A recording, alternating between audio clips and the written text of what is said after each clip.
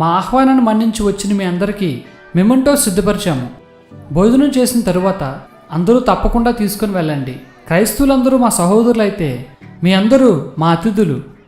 చివరిగా చిన్న ఈవెంట్ చేద్దాం. ఈరోజు మొత్తం 112 మంది అతిథులు వచ్చారు. అందులో 25 మందికి స్పెషల్ గిఫ్ట్స్ ఇస్తున్నాం. ఆ 25 మంది ఎవరో లాటరీ ద్వారా తెలుసుకుందాం. చప్పట్లు. లాటరీ కూడా మన అతిథులే తీస్తారు. ముందుగా ఎంఆర్ఓ గారు మీరు రండి సార్. Thank you. గంటకి దేవుని వాక్యాన్ని చెప్పే గడియారం.